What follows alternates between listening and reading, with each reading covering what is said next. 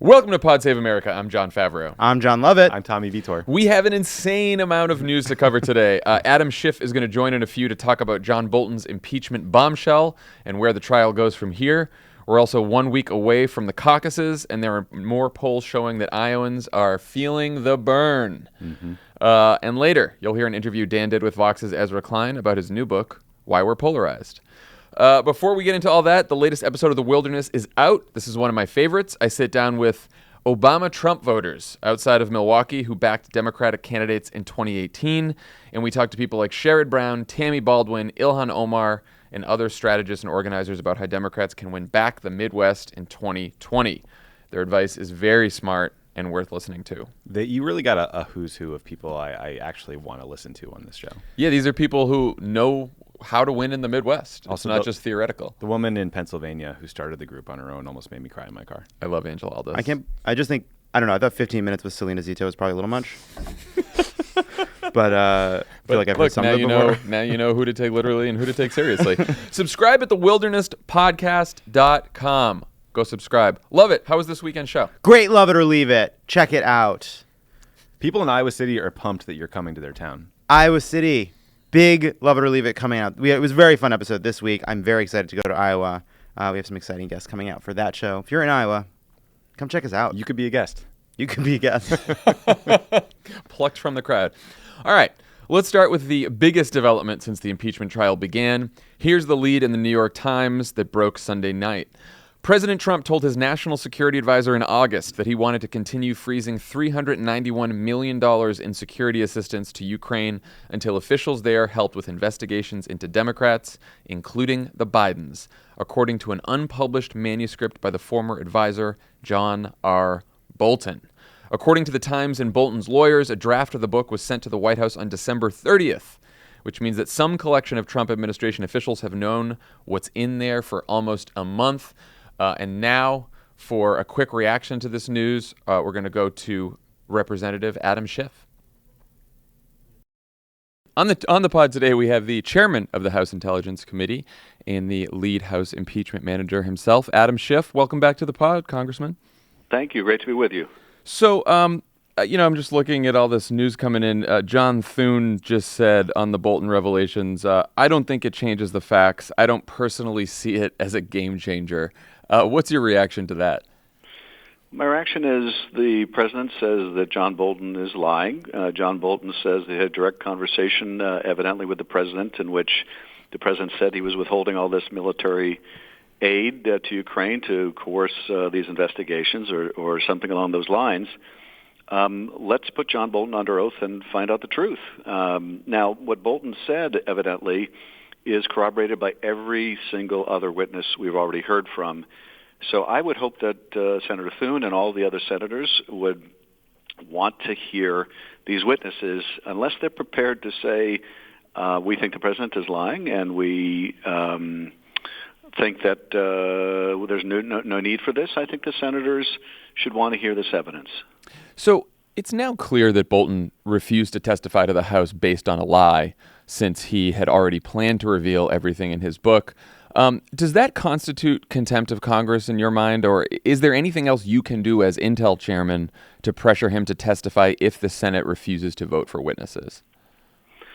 Well, look, I think the senators should want to hear Bolton's testimony. They should want to have him under oath and be able to evaluate his credibility. I see little point in bringing him before the House when the triers of fact should hear from him directly. So I would urge the Senate to move straight to live testimony. I don't think that it's necessary to do a deposition. I think the American people want to hear from Mr. Bolton as well. So I would urge that this important witness and others, but particularly John Bolton now, come forward and testify before the Senate. Can you subpoena a galley of the book?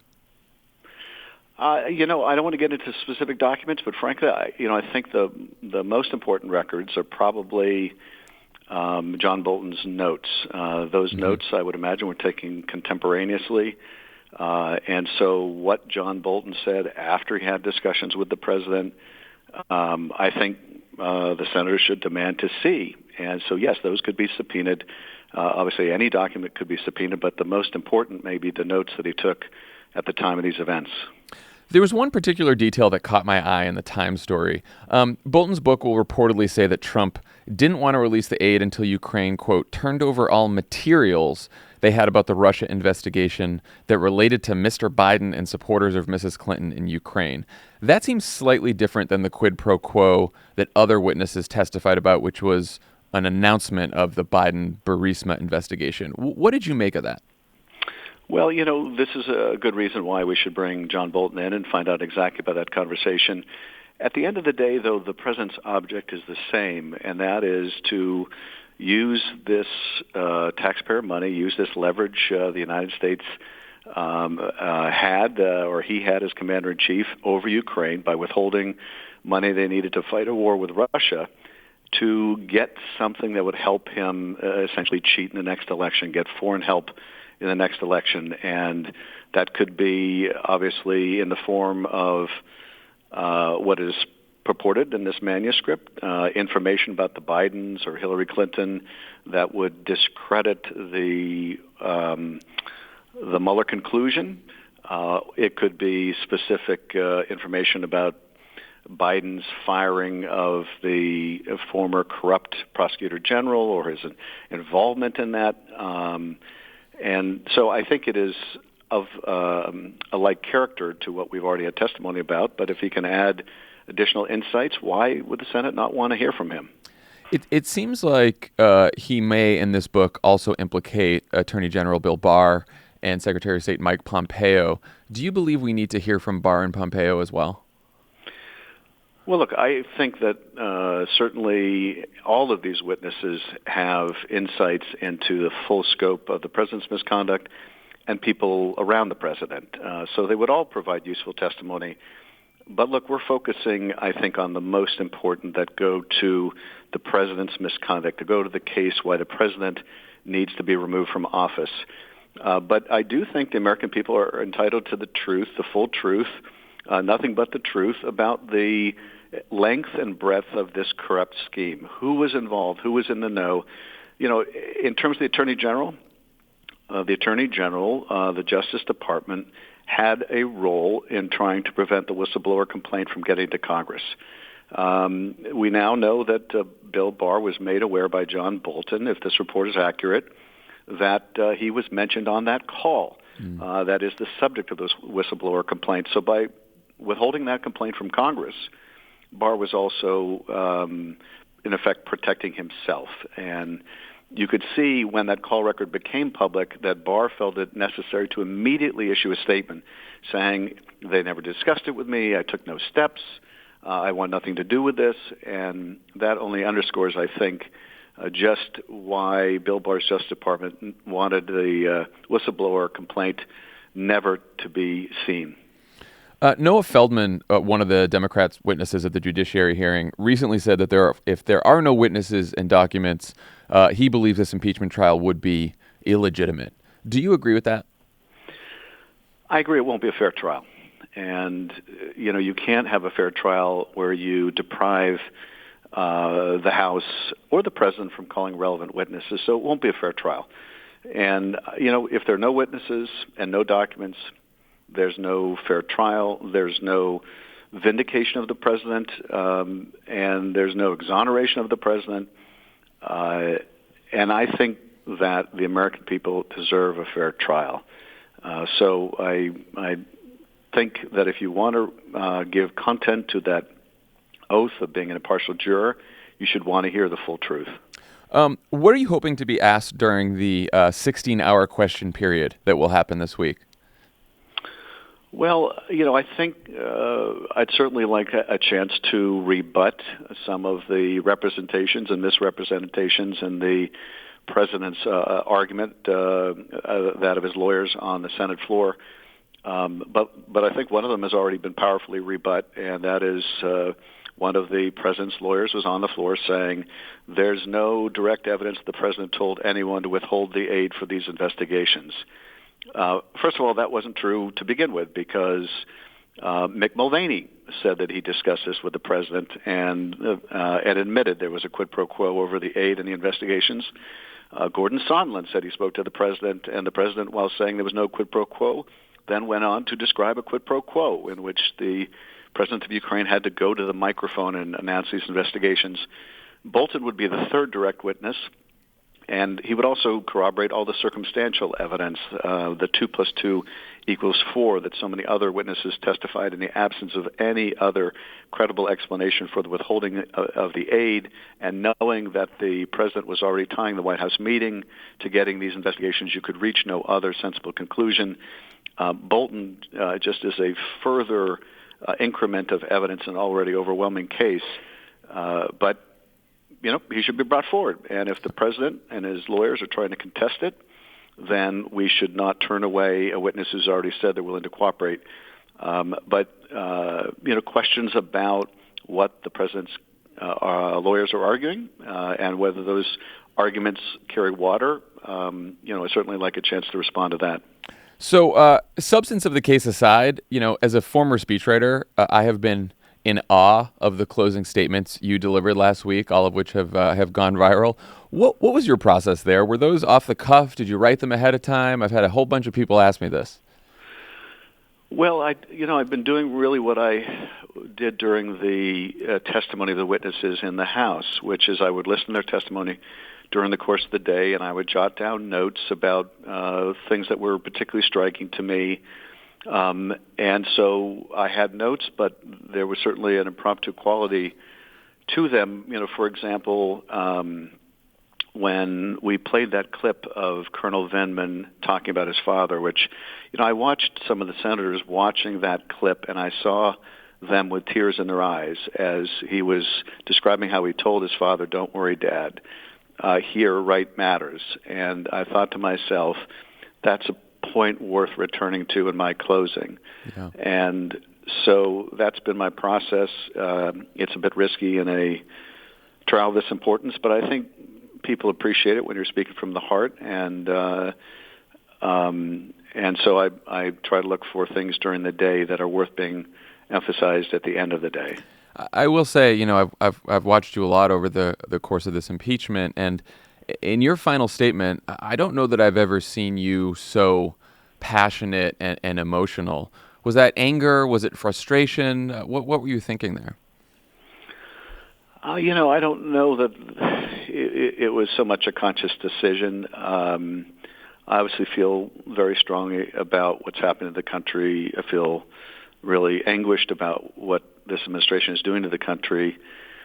And I'm deeply worried about our future, and I think that comes out. And certainly when you're at this for hours and hours, and the stakes, then things tend to resonate within you more deeply, and I think that's what you're seeing. Congressman Schiff, thank you so much for everything. Good luck with the trial this week, and we'll talk to you again soon. Thank you very much. Take care. Take Bye. care. All right, thanks to Adam Schiff for joining. So, guys, you heard the congressman. They're going to try to go get this guy testifying. So, before we talk about how Bolton's developments here, before we talk about how this New York Times story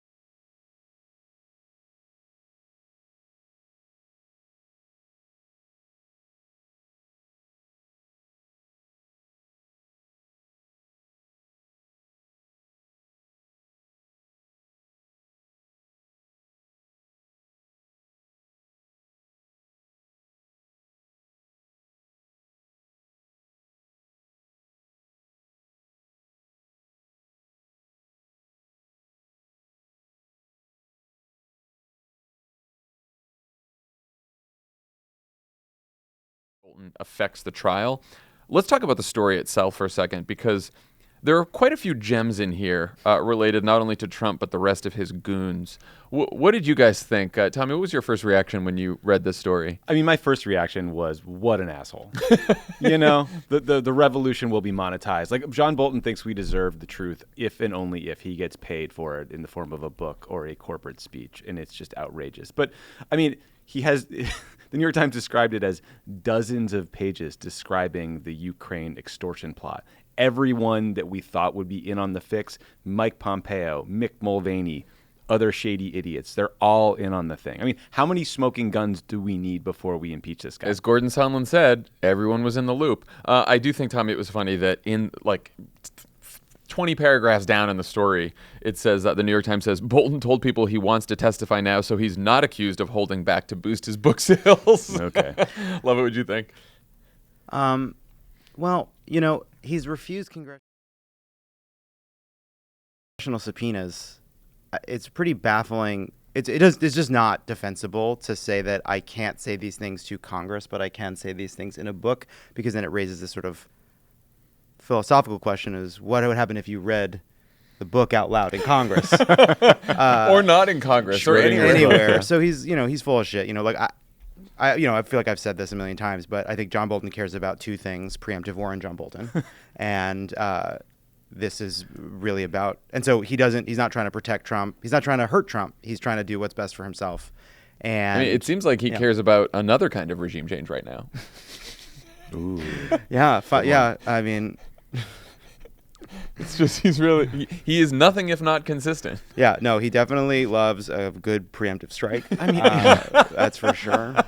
It's like we have an hour and a half long tape of Trump saying, take out the ambassador. We have the national security advisor detailing the entire extortion racket over dozens of pages. Like, what else do we need? I mean, this is Nixon tapes-esque. It's yes. It's also just, we'll get to the politics, but it's just worth remembering that what we're trying to do, what does this show us? Well, it's yet another, and this is what Schiff said as well, it's yet more confirmation of what we already know. It's another camera angle. We already have, it's as if we're watching this car crash, and we have a fucking recording from inside the car, we have footage from this direction, we have footage from that direction, and now we have yet another angle on this fucking, on this wreck. And the reason I think it's made such a big deal is not that it's really told us something we didn't already know. It's that it's harder and harder for 5 Senate Republicans to say with a straight face that we don't need to hear from John Bolton in the Senate. A few other nuggets from the story. Stop this, please stop this. And then Trump seems sober, seems like maybe they've gotten their fucking hands around this thing, and then he just takes a whip it off of Rudy Giuliani, and they're back to where they started. It's like Rudy Giuliani. Yeah, the Huff and Rudy was really the explanation for this whole thing. It is. Rudy Giuliani was a drug for Trump, because it fed his narcissistic obsession with something that could help him, something that could vindicate his conspiracy theories about 2016 and tip the scales in 2020. So there was nothing. This is something that Schiff said in his closing. Why on earth would you listen to Rudy Giuliani over Christopher Wray? Why would you listen to Rudy Giuliani over all these career National Security Council people telling you that what you're doing is wrong, unhelpful, dangerous, et cetera, et cetera, et cetera, illegal? Well, just because he liked the fucking high he got off of Rudy Giuliani. Yeah. America's mayor is holding. Let's be real here. Well, so it seems like Bolton will also implicate a few other members of the Trump administration. Pompeo told Bolton that Marie Yovanovitch did nothing wrong, and that Rudy was trying to get rid of her, probably to help his own clients. Yeah, it seems notable. So that's great. Bolton says that he told Attorney General Bill Barr that Giuliani was running a shadow foreign policy and that it was a problem. And now, of course, the Justice Department, through a spokesperson, is saying, "No, I don't know what you're talking about. You never told Bill Barr anything. What are you talking about?" Their denials are always so specific and so thinly sliced. I just don't believe a word he says ever. It's just, I think, and I asked Schiff this, forget about just Bolton and Mulvaney. Let's get Pompeo in there. Let's get Barr to testify.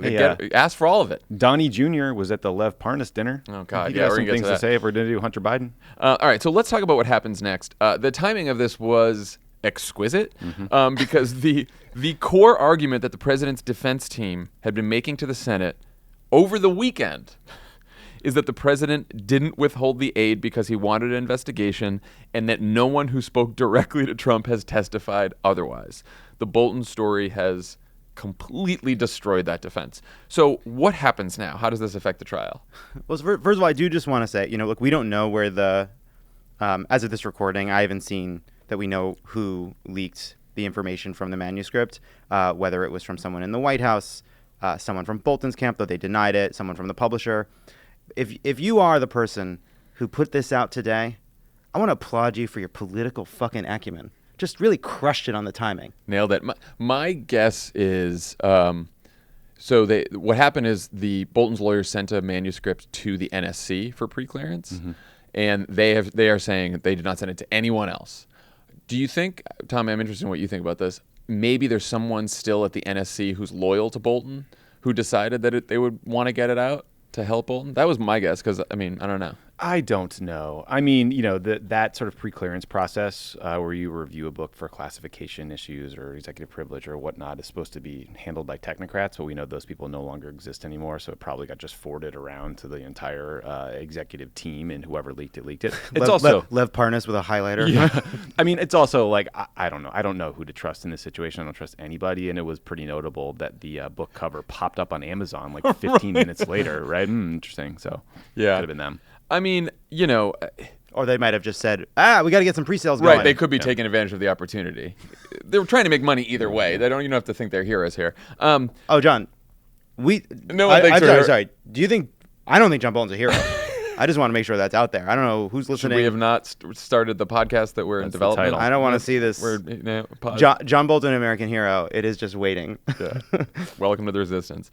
This does raise questions that this manuscript got to the White House on December 30th. So at least some combination of Trump administration officials knew that this was coming out, knew it when they forbid John Bolton to testify. And, we don't know for sure, but there's a question whether the Trump's defense team knew it when they just told the Senate that there has been no evidence that anyone talked directly to Donald Trump about a quid pro quo. They're liars. Yeah. I also would love to know if Mitch McConnell knew about this book's existence and the contents of said book. Because, look, Mitch's entire game plan here has been to prevent this testimony from happening, and it wouldn't shock me for 1 second if he was in on the fix. As he told Fox News, he was coordinating every day, all the time, with their team. And this isn't like a memoir about what it's like to be on Air Force One. Lessons in leadership. The apple slices from the mess. Like, this is a fucking this is a bombshell book. Like, when you get this goes up the chain of command. People are aware of this. This is if I did it, right? This is if that's what I like. Yeah. If I did it, and the room where it happened, Bolton's name of his book, have a very similar energy. And I will just say, tough weekend for Lin-Manuel Miranda. I know. Tough weekend for all of us. All attention is good attention, right? Yeah. So let's talk about the Republican reaction to this development so far, and we're recording this as it's still unfolding, as they're still trying to get on the same talking points. Yeah. So Romney has basically said, "I've said before I want witnesses. Now I really want witnesses. I want to hear from John Bolton." Susan Collins put out a statement saying, "I think this strengthens the case for witnesses." Also notable that both of them have not just spoken for themselves, but they said, we've now been talking to some other people. Romney said, I think it's likely now we'll get some witnesses. But then Sam Stein at the Daily Beast put a list together of other Republican responses so far from senators, which has been, he's not telling the truth, he's not saying anything new, he may not be a first-hand witness, which was Josh Hawley. Josh Hawley said, I don't know, is he a first-hand witness? I don't know, Josh. Can you read? Can you fucking read anything? Is he the national security advisor? Because I'm pretty sure he talked to the president of the United States. Which is what the report says. So I don't know, Absolute idiots. He won't change the outcome. That was from a couple of Republican senators. He won't change the outcome, which is really telling on yourself. Yeah. He's aggrieved that the Republican National Committee is attacking him on that. And, of course, some of them are falling back to the House should have called him. The House should have called him, which is outrageous. So but I will say that because they haven't all coalesced on a single excuse for this, and they're canceling press conferences left and right, and Romney saying this and Collins saying canceling on NPR. They canceled on NPR. What is this, Adam Driver shit? I do think it shows that this is, I saw a lot of people yesterday when this broke, like, nothing matters, nothing's going to change. I know, I'm I like, hate those people. Maybe you're right. What do you think, that we don't think you're right? You think we're all fucking naive and hopeful and optimistic? We're fucking not. I don't think they're right. I mean, look, the polling has already been like 70% in favor of calling new witnesses and hearing people. I do think this book makes it untenable for these Republicans to not hear from John Bolton. For Murkowski, for Collins, for Romney, for Lamar Alexander, although he's retiring, for Cory Gardner, who's still in the witness protection program. I mean, you have to think the pressure is building on them to have witnesses. What possible excuse could you offer to voters in your state or in your district for not calling these people? Yeah, of course. It's all going to come out in a book. Of course the biggest Trump defenders are going to go out and say what they've been saying this morning and say, fuck it, who've already made up their minds. But and look, do I think that Mitt Romney and Susan Collins are going to, show some great courage and vote to convict Donald Trump? I still think that's highly unlikely. Same. But political pressure works. And also, if you're Mitt Romney and you're going to vote no on John Bolton as a witness, why put yourself out there and say, I want witnesses, I've been saying it all along, and now I think it's more likely we're going to get it? Why do that? Why not just walk by reporters and say, I'll talk to you later? Well, it's also, okay, you're very sophisticated. You are saying that you're very sophisticated. To predict that a very likely outcome is a certainty is not interesting or smart. It doesn't make you savvy. We all get it. We all know what the deal is. It is obviously very likely that Donald Trump will not be convicted by the Senate. Saying that something that is very, very likely is a certainty is just playing the fucking odds. But on the witnesses, we're so in it. Like, the case for witnesses at a trial is that it's a fucking trial. Like, we are so beyond, like, we are in outer space now. The case for witnesses was ironclad the day he was impeached. It's the case for witnesses is It's how trials work. It's in the fucking Bill of Rights. It's like, this is what we do. You have a trial, you call witnesses. Otherwise, it's just opening statements, and there never was a trial. There was Maggie Haberman tweeted that, to your point about them not really being on the same page, that many of the senators felt that they were just blindsided by the existence of this manuscript, which I find delightful. It's blindsided. It's very much just, I'm horrified to discover that there may be evidence that there was gambling in this casino.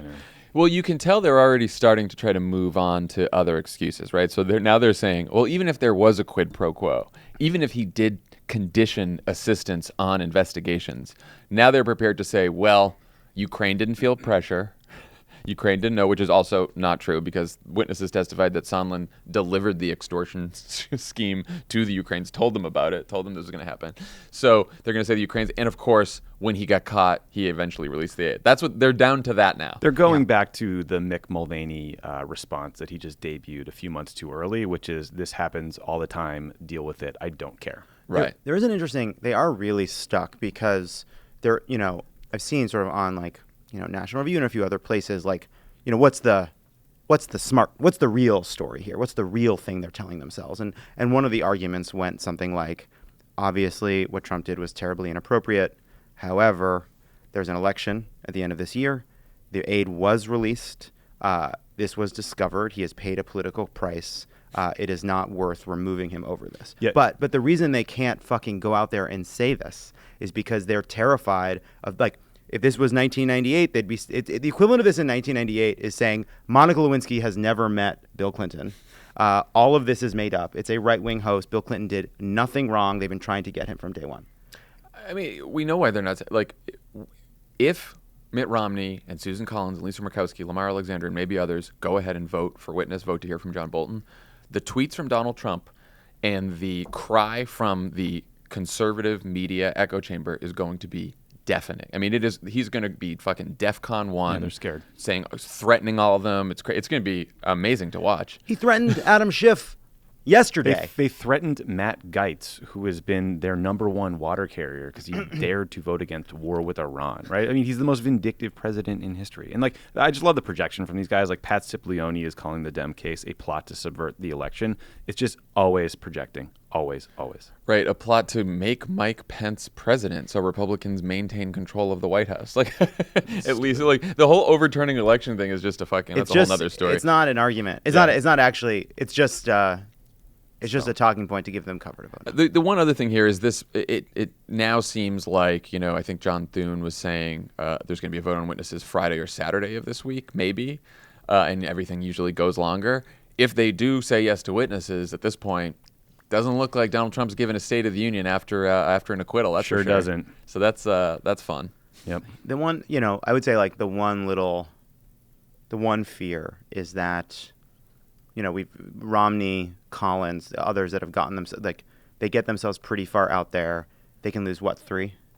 They can lose 3, yeah. And Lamar, yeah. And they just hold Corey Gardner just sort of. He probably knows he's going to lose anyway. Doesn't think it's going to affect him. They get Lamar as just sort of a fucking final, like, do it for us, do it for the team. Like, don't. They could get it. And look, we shouldn't be. I mean, we get witnesses. Collins and Romney and all those people feel good about themselves that they voted for witnesses, and then they vote to acquit the president, and then they can go back and say, well, I was very moderate and reasonable because I voted for witnesses. I mean, like, that's still where we're landing. But again, our task here is to give voters this information, to drag this on a little bit longer, to let him make sure he doesn't get a full acquittal and full exoneration and scream about it. And, really damning testimony from John Bolton on the way out the door at the end of the trial.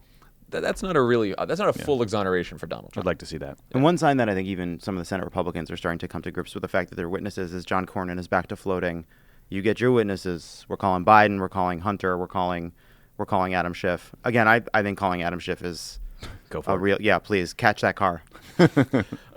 So believe it or not, the Bolton story is not the only piece of new evidence that emerged over the weekend. On Friday, ABC News released excerpts of a recording of Donald Trump talking to indicted Giuliani associates Lev Parnas and Igor Fruman at a 2018 fundraiser, which proves that when Trump said he doesn't know them, he was lying. Let's play a clip of that tape, which was apparently made by Igor Fruman. The biggest problem there, I think, where you need to start is we got to get rid of the ambassador. She's still left over from the Clinton administration. Where the ambassador were Ukraine? Yeah, and she's basically walking around telling everybody, wait, he's going to get impeached, just wait. I mean, Really? it's incredible. It's She'll be gone tomorrow. What's her name? I don't I remember don't the have her name. name back. So one of the things that will be, now that we have a Secretary of State that's been sworn in. Get rid of her. Hooray. One of the first Okay, things get her out that tomorrow. will, I don't care. Get her out tomorrow. Take her out. Okay? Excellent. Do it. Take her out, said the President of the United States to a random goon That he just met. I guess this is how hiring and firing happens at the White House. Listening to these clowns laugh excessively hard to every one of his jokes is so painful. I know it's a side point. No, it's a good one. I would just also say, Trump's comments about Ambassador Yovanovitch are maybe not the worst part about that tape. It's like an hour and a half of him schmoozing with these rich donors, including foreign nationals, who are just presenting Trump with their policy wish list that they are buying access to. And so there's one guy who's a Canadian steel magnate. He wants to limit steel imports to the U.S., and he wants to get rid of safety rules for truckers because that's a safe job, apparently. He gave $1.75 million to a pro-Trump super PAC called America First Action. Now, that is illegal because he's a foreign national, but he routed the money through one of his subsidiary companies in the U.S. So it's just this is the most brazen corruption you could imagine. There's one guy who's trying to get Trump to hold the Singapore summit with Kim Jong-un at a property he owns in Korea. I mean, nothing is sacred in this meeting. You can buy access to Trump. You can buy your way onto the policy agenda. It is disgusting. And I will say, we were talking about this before the podcast, but that story Ken Vogel wrote in the New York Times about all this pay-to-play stuff going on at this meeting and at the Trump Hotel in general. I mean, this is stuff that voters will really care about if Democrats tell this story right. The idea that Trump promised to drain the swamp and has failed to drain the swamp, not only failed to drain the swamp, but built an entire new swamp, really does piss people off. Yeah. And it pisses the Obama-Trump voters off. It pisses our base off. It pisses enough people. We've seen this in our polling. We've seen it in other polling. So I do think, we've talked a lot about how impeachment is not really breaking through to average Americans in any way, but this kind of shit will. All right, so let's talk about 2020. The Iowa caucus is a week from today. Wow. And we have 4 new polls, 3 of which have Bernie Sanders in the lead and one that has Biden in the lead. The big one was the New York Times Siena College poll, where Bernie's at 25%, Pete's at 18%, Biden's at 17%. Warren is at 15%, and no one else is in double digits. I think Klobuchar is at 8% in that poll. Guys, any specific takeaways from any of the numbers in this poll or any of the polling you've seen over the weekend? The only thing is just, Bernie's momentum doesn't feel like noise anymore. It seems like it's really evident across a wide number of polls. The fact that there are still other outliers just tells you that nobody knows anything. But the strength Bernie goes into the Iowa caucuses in a very strong position, having kind of weathered a heart attack, come back stronger, having been through a number of just really strong debates, having actually not really drawn that much heat from his fellow candidates over the course of the last 6 months, as one by one, whether it was Pete for a while, Biden for a while, Warren for a while, became the, potential front runner, faced a bunch of heat and scrutiny and attacks, and then kind of lowered in the polls, and just Bernie was sort of rock steady through that whole period. So I just got back from Iowa on Saturday. I was there to tape the final episode of my Iowa mini-series on the Iowa caucuses.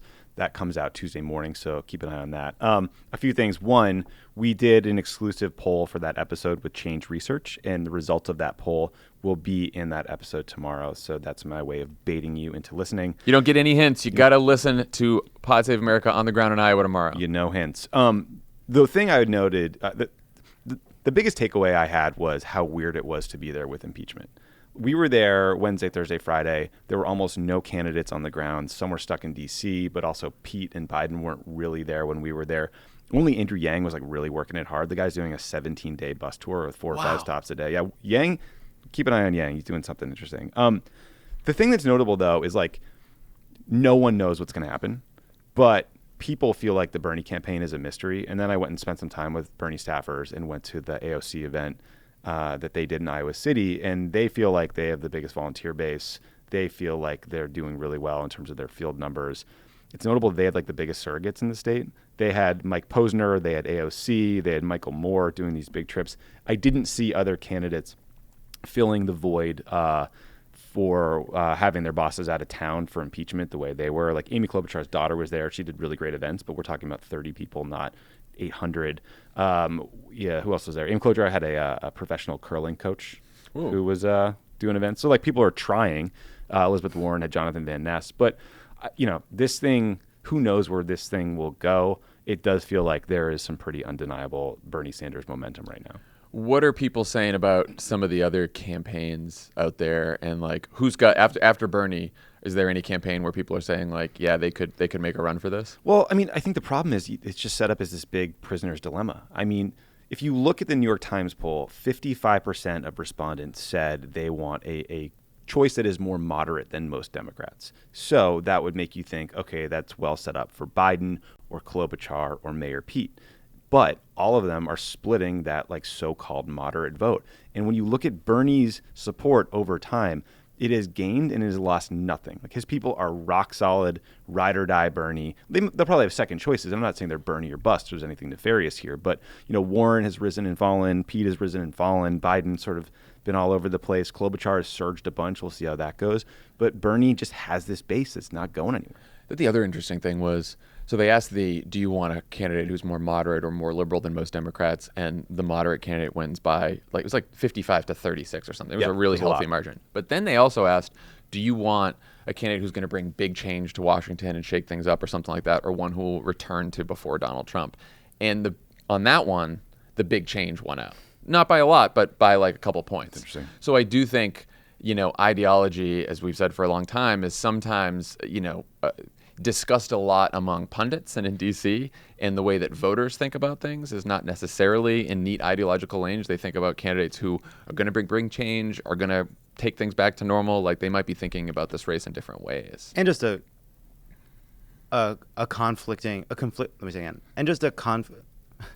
there's just a conflict inside of people's intention when they're going to vote here, because they feel that the country is broken in some fundamental way. The election of Donald Trump shows that, and they are receptive to the arguments that Bernie Sanders and Elizabeth Warren make about the need for big and dramatic changes to get out of this mess that we're in. And yet, at the same time, after 3 years of a disastrous, mean-spirited, vicious, hateful, chaotic administration, and at a time in which the economy does seem to be doing better, there is also a fear of just chaos and uncertainty as well. And like, I think that that's a completely reasonable place for a lot of people to be.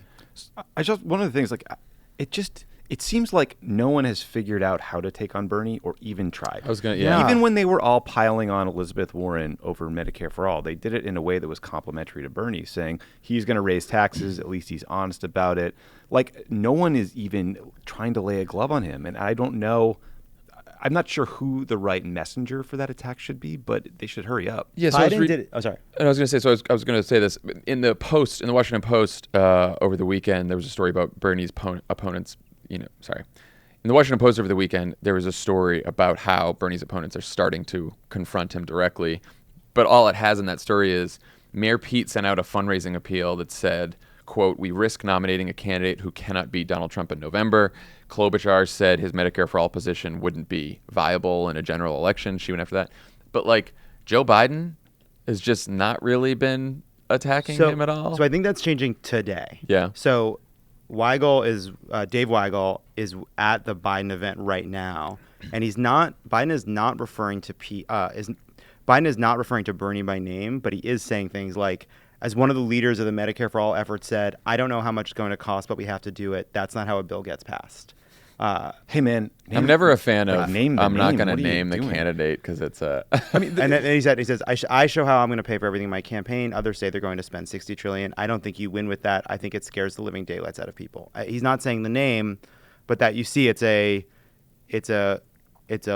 he's too far left critique plus he can't win critique in there. Yeah. If I were them, I would try to figure out how to make an electability critique. And look, I'm not saying that that's the right thing to do morally or objectively accurate. I'm just saying it's the tack I would go. The other challenge, though, is that like Bernie has this online cash register that he just rings every time someone attacks him, and then a couple $1 million just rolls in. And that's got to be terrifying to these candidates. He's also done a pretty good job of creating his own media infrastructure. They're streaming more events. They're doing things that are different and interesting and not going through the media filter.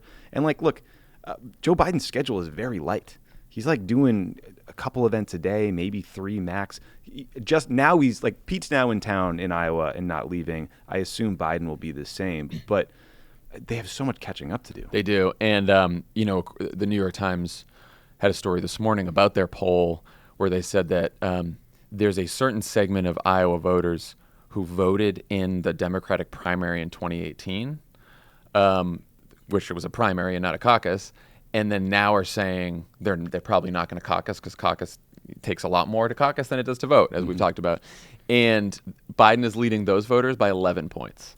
And they're older. And so we were just talking about one of Biden's challenges this week is to mobilize older voters, which is a tough challenge to do, and people who are comfortable voting in a primary but not necessarily going out to caucus. Doesn't this sound a little familiar from 2007?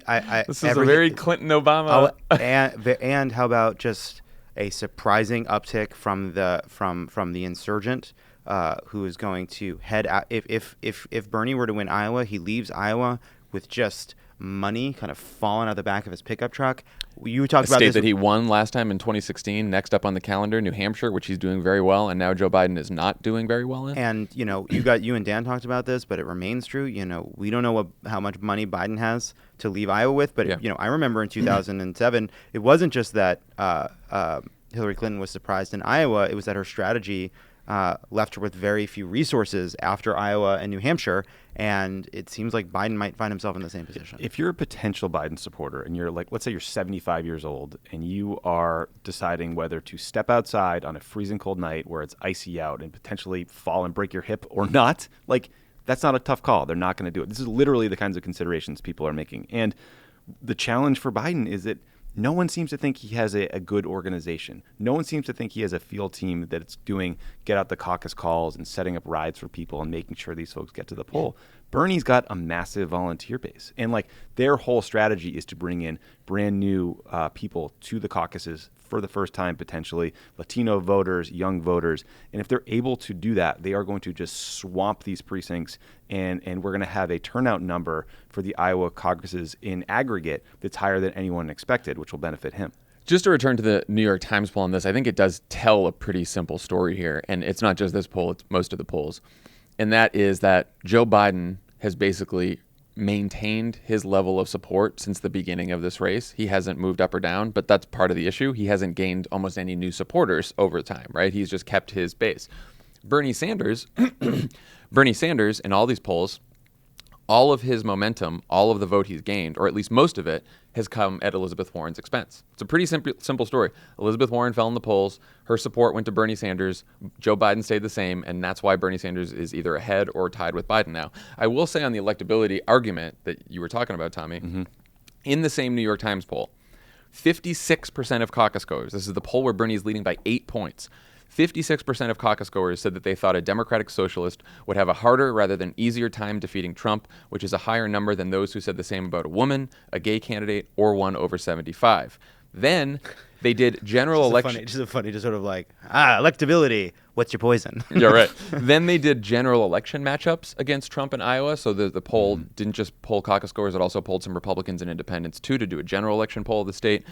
Trump beats Biden by 1 point in Iowa, 45-44, but he beats Bernie by 6 points, 48-42, which was the second worst matchup of any Democratic candidate, just ahead of Mike Bloomberg, who did the worst.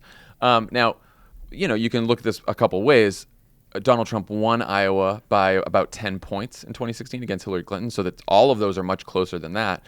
But, Bernie's campaign will put out a bunch of polls saying Bernie beats Trump. And if you look at all the averages, Bernie is currently ahead of Trump nationally by a couple points. But when you get to the battleground states where he needs to win, I think Bernie is ahead of Trump in Michigan, close in Pennsylvania, close in Wisconsin, not even close in Arizona or Florida. And Joe Biden is ahead of Donald Trump in Arizona and Florida. So could Bernie win? Yeah, absolutely. But are there real electability challenges that so far his opponents have not been mentioning or exploiting at all? It seems like it with all the data, with the caveat that, of course, polls are a snapshot in time. Campaign hasn't been run yet. We don't know what's going to happen. Joe Biden could fare worse against Trump if he's the nominee and a campaign goes on. Bernie Sanders could fare better against Trump as the campain goes on. But that is where things are right now. And it's also just worth, there hasn't been that much of an electability argument made against Bernie, and that's certainly true. But part of the issue here is we're not dealing with a decision between two people, right? For all we know, there's a lot of people out there who are looking at Bernie and being like, I really like where he's at, but I just feel for electability, I want to be with one of the moderates. But you have Joe Biden in a kind of in a car in the moderate lane with a bunch of moderates stuck behind him trying to pass him, and they can't get around him. And Bernie's just passing them on the left, and there may be a bunch of people over there in that moderate lane that wish they could get behind one person and speed ahead, but they just haven't had the opportunity. And I think there's really just one of two possibilities here. Either Joe Biden will be the nominee of the Democratic Party, in which case all of this past year has been the story of a slow and steady march to an inexorable nomination, in which their strategy was correct, and there were enough people out there who were just ready to just go for the safest pick. Or Joe Biden was the Jeb Bush of this race, and he held the moderate spot, but wasn't able to make the moderate the nominee, and it left it open for someone else. What's really tough. So one note for Warren is that I do think she has probably the best organization in the state, and maybe that can help her sort of keep the support or build it or grow it in places that people don't expect. What's really, I think, surprising, first, what's surprising for her was how much Medicare for All and that fight hurt her among young voters, according to the New York Times poll, and two, that she was just fighting an uphill climb from the very beginning over these electability concerns, which are entirely sexist. Yes. And that just really sucks. I mean, her team is doing a great job. They're fighting it out. It's by no means over. But I was trying to imagine how I would have felt in 2008 if Barack Obama lost the Iowa caucuses because a bunch of voters said an African-American couldn't win, and I would be fucking outraged. Yeah. I mean, she did. So she got the biggest endorsement in Iowa, the Des Moines Register editorial board over the weekend, who wrote, Warren's competence, respect for others, and status as the nation's first female president would be a fitting response to the ignorance, sexism, and xenophobia of the Trump Oval Office. At this moment, when the very fabric of American life is at stake, Elizabeth Warren is the president this nation needs. It was a great editorial. As you said, she's also maybe got the best organization in the state, but she's probably fallen the most of the top 4 candidates in these polls. How much do you think the Register endorsement and the organization sort of could matter in this last week here? I think the organization could matter significantly. I think the Des Moines Register endorsement, like Hillary got it in 2008, Obama still won. I don't think a lot of people pick up the paper and they say, oh, the Register endorsed this person, therefore I will. I do think it is a good news story and a good argument for the candidate who gets it at a key moment when people are really paying attention. So it's obviously a net benefit, but it's probably not going to move a lot of voters. I mean, the good thing she can do is you recut your TV ads, you put in endorsed by the Des Moines Register, you throw up some really great quotes, and it feels like a local validation of who you are. Yeah. Finally, let's talk about Pete, whose closing focus in Iowa seems to be voters who supported Obama in 2012 and shifted to Trump 4 years later. Campaign officials told CNN that he's building an electability argument and is looking to seize on the fact that Iowa has more so-called pivot counties, those places that went Obama to Trump, than any other state in the country. He'll be campaigning in those counties all week, and he also headlined a Fox News town hall in Des Moines on Sunday night. What does Pete need to do here? What did you hear about Pete on the ground and when you were in Iowa? I mean, I think let me say this again. I think the strategy is interesting. I mean, I think what will happen on caucus night is there will be a bunch of different ways to spin the results. You could say, oh, I got the most in the raw vote total. The traditional winner is a person that gets the most delegates, so obviously that will be seen as important. But if you can make an argument that says, candidate X, or maybe just Pete, did really well in these counties that flipped from Obama to Trump, that is an interesting spin on electability. Now, a lot of these counties that we're talking about that flipped are like way gone. There was one that flipped by 40 points, 41 points. So Yeah. I don't think we're winning them back. But it's a narrative coming out of Iowa that is certainly interesting. Yeah, I wonder if it's a story he's getting ready to tell, assuming he Right. Preparing for the fact that he may be in second or third or even fourth, and that there's still a good story for him to go on to New Hampshire. Pete decided long ago that he would try to be the better Biden, as opposed to attack. Just show everyone that he is the moderate who can win this race. And I will say that where he does have an advantage, although it's also a challenge, is he's the candidate in that New York Times poll where people said, I want a moderate and not a liberal, right? And so Pete fits the moderate category. But also Pete supporters, people who are supporting Pete, believe that he's a candidate who can deliver big change in Washington and not go back to the way things were. So he's the Biden and Klobuchar supporters both think they're just the candidate who can beat Trump and take us back. The Warren and Sanders supporters think they're the candidates of big change. The Pete supporters are mixed. The Pete supporters actually think he could represent big change because he's young and outside of Washington, but also that he's not quite as liberal. But again, as I'm making that argument, that's like a very on paper sort of argument, and voters sometimes just vote who they like. Yeah, I think that's true, but it's also I think that there's still it still works if you get to the simpler argument underneath. And I go back to what Pete said in an interview, I guess months ago at this point, where he basically said either you're in this race because you believe Joe Biden's going to be the nominee. Let me say it like this: if you believe Joe Biden's going to be the nominee, you're not in this race. If you're in this race, you believe he's not, and if you believe he's not, this is what you do. And so who knows how we leave Iowa? But he's a very smart guy, and he's clearly thinking, well, I'm not going to out Bernie, and I'm not going to out Liz Warren. But if I out Biden in Des Moines, if I out Biden in Iowa, and Biden has a abysmal performance in Iowa, which is not predicting it, just if that were to happen, he would leave in a strong position. Yeah, I think Pete probably needs to beat Biden in Iowa. I mean, someone I was talking to in Iowa, I forget who it was, described him as America's favorite grandson, which I thought was like a pretty good description.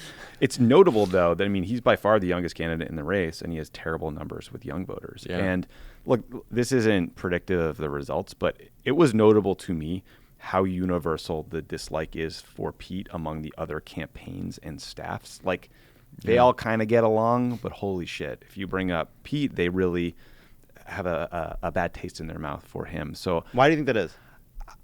I don't know exactly. I think it's probably case by case. Like if you were on the Cory Booker campaign and everyone was talking about a young mayor who was a Rhodes Scholar. You could get why that would kind of trigger you and piss you off. But I also just feel like they don't trust him. And, again, like I irrationally hated other candidates that we ran against, the Clinton campaign in particular. I was totally wrong about her. She was a wonderful person to work with, a great Secretary of State. But it was just notable about the sort of intensity of feeling around each campaign that I heard from almost everybody. Yeah. And yet, and of course on Twitter, Pete is, scary. No one likes him on Twitter. But it's notable in all these polls that he is extremely well liked in Iowa among caucus goers, even among people who aren't supporting him. I don't think this feeling extends to voters per se. Yeah, right. I guess the last person we should just talk about, even though she's not in the top 4, Amy Klobuchar, she's gotten endorsements from the union leader in New Hampshire. She got the Quad City Times in Iowa. QCT.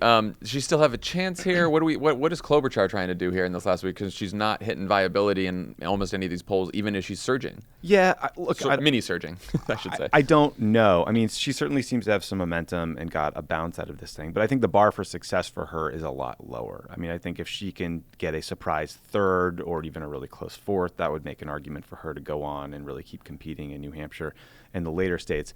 The challenge, though, again, is it's hard for me not to look at the way this support is split between Biden and Pete and Klobuchar and think of all of them as a spoiler for the others. Yep. And so I don't know how they sort this out, because each of them, look, we've been running a campaign for a year or longer. There's no way in hell you're giving up because you're worried that you're the spoiler. You think you deserve to win. That's why you're in this race. But, there's a chance where those 3 end up making a path for Bernie a lot easier.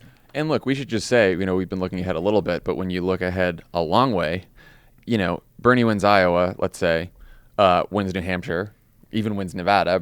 There's a very good chance Bernie could win the first 3 states. Joe Biden wins South Carolina. We go to Super Tuesday. Bernie wins the biggest prize of Super Tuesday, California, where he's currently leading. Mm-hmm. Even if that happens, there's a lot of states to go. And there'll be a lot of candidates who probably dropped out by then and a lot of vote consolidated behind someone. So we could be in it for many. This could be a very long, drawn-out primary. Yay. Okay, when we come back, we will have Dan's interview with Ezra Klein. All right, everyone. Thanks to Ezra Klein and to Adam Schiff for joining us today, and we will talk to you on Thursday. Bye.